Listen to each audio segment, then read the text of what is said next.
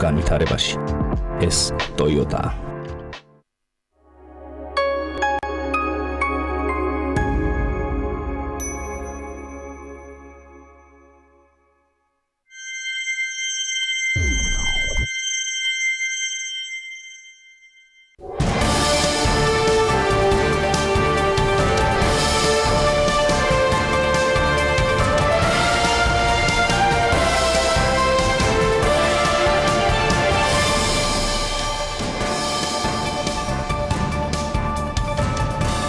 გამარჯობა საქმის კურსი წარმოგიდგენთ BMG წარმოგიდგენთ საქმის კურსს რომელსაც ბექა ბაციკაძე გაუძღვება გვიყურებთ TV+-ზე და გვისმენთ ჩვენი პარტნიორი რადიოების თბილისის და ჰერეთის საშუალებით 93-სა და 5-ზე 102-სა და 8-ზე გამოშვებას ლარის კურსით ვიწყებთ როგორც იცით ეროვნული ვალუტის ოფიციალური გაწვრთნილი კურსი 2.95 მიასედი ლარი 31 ივლისისთვის რაც შეეხება Bloomberg-ის სავაჭრო პლატფორმას ამ წუთებში 1 დოლარი 2 ლარი და 95 თეთრიღის Bloomberg-ის სავაჭრო პლატფორმაზე დღევანდელი ვაჭრობა 2.96 მიასედით გაიხსნა.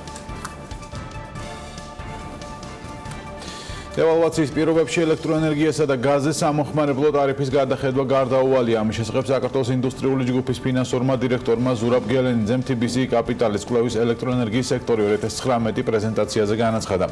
მისი თქმით, თავისუფალ ბაზარზე ინტეგრაციის პირობებში ქვეყანას მოუწევს თურქეთთან, სომხეთთან და სხვა მეზობელ ქვეყნებთან თავისუფალ ცურვაში ყოფნა და ფასების თავისუფალი გადინება, რაც საერთო გათანაბრებას გამოიწვევს. Dan გამომდინარე რომ ზოგადად ადგილს თვალნათილი გვაქვს ახლა დევალვაციის პროცესი ალბათ გარკვეულწილად ენერგომატარებლებზე ეს ყველაფერი აისახება მით უფრო რომ საქართველოს ენერგობალანსში როგორც გაზის ასევე ელექტროენერგიის მნიშვნელოვანი არის იმპორტის კომპონენტი ხდება ვალუტაში ანაზღაურება შესაბამისად უკვე რაღაც გარკვეულ ცვლილებებს სამოხმარებლო ტარიფში უნდა ვეღოთ. ივნისში საქართველოს ეკონომიკა 5%-ით გაიზარდა, ხოლო 2019 წლის პირველი 6 თვის საშუალო რეალური ზრდა 4.9%-ით განისაზღვრა. 2019 წლის ივნისში წინა წლის შესაბამის პერიოდთან შედარებით ზრდა დაფიქსირდა მრეწველობაში, უძრავი ქონებით, ოპერაციებსა და მომხმარებლებისთვის სხვა მომსახურების გაწევის დარგში, მშენებლობაში, ვაჭრობაში, ტრანსპორტში, სასტუმროებსა და რესტორნებში.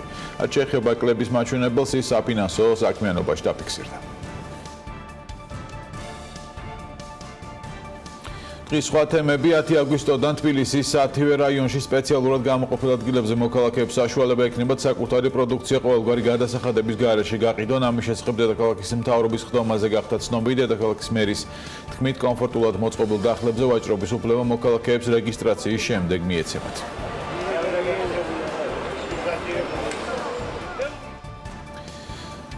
უახლოეს დღეებში ევროპის რეკონსტრუქციის და განვითარების ბანკი ევრო 6 სტანდარტის გაზზე მომუშავე 12 მეტრიანი ავტობუსების შესყიდვაზე ტენდერს გამოაცხადებს, როგორც დედაქალაქის მერმა კახკალაძე მუნიციპალიტეტის მთავრობის ხდომაზე განაცხადა, რამდენიმე დღის წინ თურქეთის ქალაქ სტამბოლში იმყოფებოდა, სადაც ისუზუს მარკის 8 მეტრიანი ავტობუსები დაათვალიერა. თბილისისთვის გაკუთვნილი 220 ერთეული ავტობუსი დედაქალაქში წლის ბოლომდე შემოვა. გარდა ამისა, მნიშვნელოვანი და მიმდინარე თემაა ტრანსპორტში ინტეგრირებული საბარათი სისტემის შემოღება და ფასი. თბილისის მერის მოადგილე მაია ბითაძია საქმის კურსის სტუმარი. გამარჯობა ქალბატონო აია, მადლობა რომ ხართ ჩვენი გადაცემის პირდაპირ ეთერში. დასაწყისში მინდა კითხოთ მოლაპარაკებებზე, რომელიც თბილისის მიკროავტობუსთან მათ შორის მიმდინარეობდა. რემე სიახლეები ხომ არ არის, რა ეტაპზე ხართ ახლა ამ სატრანსპორტო რეფორმის ფარგლებში ამ ნაწილში? მოგესალმებით, მივესალმებით თქვენს მაყურებელს. ამ ნაწილში ჩვენ ასე ვთქვათ მიკროავტობუსების ნებართვის ფლობელ კომპანიასთან მუდმივ ასე ვთქვათ სამუშაო რეჟიმში ვიმყოფებით. იცით რომ ასე ვთქვათ პრაქტიკულად დასრულების სტადიაშია როგორც ინტეგრირებული გადახდის სისტემაზე ტექნიკური ნაწილის დამუშავება, ასევე საბოლოო სტადიაზეა ზოგადად ის კვლევები, რომელსაც კომპანია სისტრაფ თავაზობს. უკვე განსაზღვრულია ძირითადი დენებრები, სადაც მოეწყობა ეგრეთ წოდებული ბასლაინები. დიახ, ისმის თქვენი ხო? სადაც მოეწყობა ბასლაინები და BRT-ის ქსელი, რაც უზრუნველყოფს ავტობუსების სწრაფ გადაადგილებას, როგორც მე უკვე აღნიშნა, წლის ბოლომდე მოწოდებული იქნება 220 ახალი ავტობუსი და გამოცხადება გაზზე მომუშავე და ელექტრო ავტობუსებზე ახალი ტენდერი და დამატებით ასევე 24 და 18 მეტრიან ავტობუსებზე, რითიც მთლიანად შეივსება და ჩანაცვლდება საჯარო ტრანსპორტი მუნიციპალიტეტის მხრიდან პარალელურად აქტიური მუშაობა მიმდინარეობს მიკროავტობუსების კომპანიასთან იმ კუთხით, რომ მათაც მთლიანად გამოცვალონ ავტოპარკი იმ ზუსტი ციფრების მიხედვით, რაც მათ საბოლოოდ დღე-დღეზე მიეწოდებათ, ანუ რამდენი და რა გაბარიტის მცირე ზომის სამარშრუტო ტაქსი უნდა შეიძინონ იმისთვის, რომ ეს ტარიფს რაც შეეხება, კი ბატონო, ამ თემას დავუბრუნდეთ. 1 ლარი იქნება გავრცელდა ეს ინფორმაცია, რამდენად შეესაბამება ეს იმას, ან ზუსტად ვიცით თუ არა, რომ ინტეგრირებულ ბილეთს ავიღებთ 1 ლარად მოქალაქეები.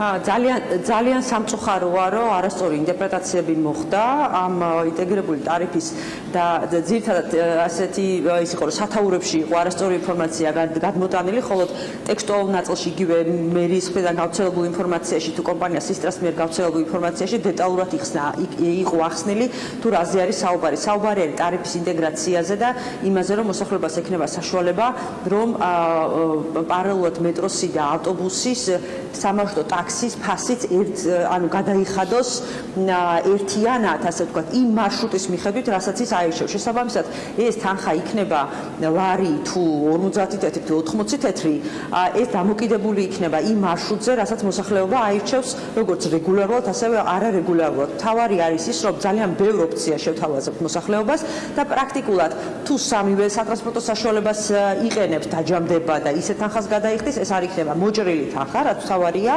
მაგრამ ბუნებრივია რაღაცა მინიმალური ზღვარი იქნება განსაზღვრული, როგორც ეს დღეს არის მინიმალური გადაადგილებისთვის და ყველაზე მნიშვნელოვანია ის, რომ მოსახლეობა საშუალება ექნება, რომ მიკროავტობუსის გამოყენების შემთხვევაშიც ისარგებლონ იმ გარკვეული პერიოდით, როგორც ეს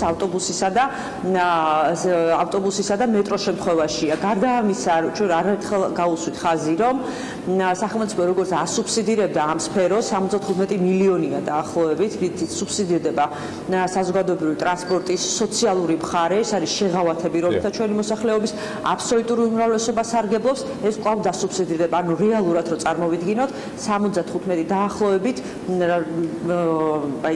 80%-მდე სუბსიდირდება საზოგადოებრივი ტრანსპორტის. თუმცა ეს თანხა შემდეგ ალბათ უნდა გადანაწილდეს თბილისის მიკროავტობუსებიც, ხო, ალბათ უნდა ანუ ეს სუბსიდიაც წავა, ანუ აი ამ გადახდის ნაწილში ხო არა იმ სიახლეები. ამ ნაწილზე, როგორც მე და საუბრის დასაწყისში ვთქვი, ამ წუთას მიმდინარეობს მუშაობა, მას შემდეგ რაც ზუსტად გვეცოდინება ჩვენ მიკროავტობუსების რაოდენობა და პერიოდი, ანუ შეწყობის პროცესი იქაც უკვე უნდა დაიწყოს და გვეცოდინება ტექნიკური მახასიათებლები თუ როგორ მოხდება, იმიტომ რომ ეს ტექნიკა, ანუ ტექნოლოგიურ ცვლილებებთან არის გარკვეულწილად მიბმული და გაბილეთიანებასთან არის მიბმული, შესაბამისი ინფრასტრუქტურა უნდა მოეწყოს, სადაც ბილეთების აღება შეძლებენ, როგორც მეტროში არის, ასევე ავტობუსის გაჩერებებზე შეძლებენ ადამიანები ბილეთის აღებას. შესაბამისად, ამასთან დაკავშირებით ჩვენ წლის ბოლოს სრულ ინფორმაციას მივაწვდით საზოგადოებას, თუმცა ხელშეკრულებები ბუნებრივია გადახედილ და ხელახლა იქნება გაფორმებული როგორც თბილისის სატრანსპორტო კომპანიასთან, რომელიც მუნიციპალური შეფასია, ასევე ასე ვთქვათ, თბილისის მიკროავტობუსები. კი ბატონო, რაც შეეხება კიდევ ერთი თემა იყო დღეს, რამდენიმე თემა იყო, მაგრამ თემის ხევთან დაკავშირებით მინდა კითხოთ, ატელი არქიტექტი შეიმუშავებს კონკურსში გამარჯვებული კომპანია, სწორედ ეს არის. ამ კომპანიაზე რო გითხრათ, რა სამუშაო უნდა გასწიოს, რა ვადებში, რეალურად რა შედეგს ელოდება თბილისის მერია ამ გამარჯვებული კომპანიისგან. მადლობთ ამ კითხვისთვის. რეალურად ეს არაერთხელ გვითხოვთ, რომ რამდენად მნიშვნელოვანია ჩვენთვის ახალი რეკრეაციული სივრცეების შექმნა ქალაქში, ადრე ძალიან ბევრი დავკარგეთ რეკრეაციული და საჯარო სივრცეების კუთხით. შესაბამისად, ის ორი ძალიან მასშტაბური პროექტი, რომელსაც ჩვენ ამ მიმართულებით ვიწყებთ ახალი საქალაქო პარკების მშენებლობის კუთხით. ერთის მშენებლობა დიღმის ჭალებს გულისხმობ, რომელიც 7 ჰექტარზეა გადაჭიმული მტკვრის პირას, უკვე მიმდინარე წელს დაიწყება და ჩვენ დღე-დღეზე ველოდებით გამარჯვებული კომპანიის გამოვლენას და მეორე ძალიან მსხვილი პროექტი ეს არის თემქის ხევში, დაახლოებით 20 ჰექტარი ტერიტორია, რომლის დაპროექტების პირველი ეტაპი, მნიშვნელოვანი ეტაპი ჩვენ უკვე გავიარეთ. ეს იყო ტერიტორიის ჰიდროლოგიურ, გეოლოგიური და გეოსაინჟინრო კვლევები. ეს ტერიტორია ძალიან დატვირთულია მიწისქვეშა კომუნიკაციებით და ასევე თბილისის ზღვიდან გამონადენი წყლით. შესაბამისად, იძლევა ტერიტორია მსხვილი ინფრასტრუქტურული სამუშაოების ჩატარების შედეგად იქ მცირე ზომის მდინარის გახსნის საშუალებას. ეს კვლევები ჩვენ უკვე დადასტურებული გვაქვს და ახლა გამოვლენილი კომპანია, რომელიც პროექტირება შეუდგება, ის დაეყრდნობა ამ გეოსაინჟინრო და ჰიდროლოგიურ კვლევებს და პარკის, ასე ვთქვათ, პროექტების მთავარი არსი მდგომარეობს იმაში, რომ ბუნებრივი ლანდშაფტი მაქსიმალურად იქნეს შენარჩუნებული და მოეწყოს ისეთი ინფრასტრუქტურა, ლანდშაფტური ინფრასტრუქტურას გულისხმობ, რომელიც ამ პარკს მიზიდულობის ცენტრად აქცევს, არა მხოლოდ ადგილობრივი მოსახლეობისთვის, არამედ ჩვენ გვაქვს იმის პრეტენზია, რომ ორივე დიღმის ჭალები და თემქის ხევი და დასრულების შემდგომ ეს იქნება ახალი მიზიდულობის საქალაქო ტიპის ცენტრები, რეკრეაციული ცენტრები, სადაც ადამიანები შეძლებენ დასვენებას და მათ შორის მიზიდულობის ცენტრი გახდება ტურისტებისთვის, იმისთვის, რომ დადგმენ, ასე ვთქვათ, თბილისის ურბანული გარემოთი და ვფიქრობ, რომ ძალიან წარმატებული პროექტი არის ორივე. დიდი მადლობა მაია ბითაძე, თბილისის მერის მოადგილე იყო საქმის კურსის სტუმარი. მადლობა მას გადაცემაში მონაწილეობისთვის და მისი დროისთვის. გადაცემის ბოლოს 2019 წელს ღვინისა და ალკოჰოლური სასმელების სექტორის დაახლოებით 10%-იანი ზრდაა მოსალოდნელი. ეს მოლოდინები კი 2018 წელს ყურძნის რეკორდული მოსავლიდან და ექსპორტის ზრდის ტენდენციებიდან გამომდინარეობს. ასეთია საინვესტიციო ბანკის გალთენ ტაგარტის კვლევა, რომელიც მათ გუშინ წარადგინეს, როგორია რუსეთზე ქართული ალკოჰოლური სასმელების მწარმოებლების დამოკიდებულება და რა რეკომენდაციები აქვს ბიზნესთან საინვესტიციო ბანკს. ჩვენი სიუჟეტიდან ნახავთ, მე გიტოვებ სიუჟეტ გემშვიდობებით 17 საათს 45 წუთამდე. 8000 წელია საქართველოში ღვინო უძველესი ტრადიციული მეთოდით მზადდება. ეს ის თარიღია, რამაც ჩვენამდე მოაღწია. დანარჩენი ისტორიამ უკეთ იცის.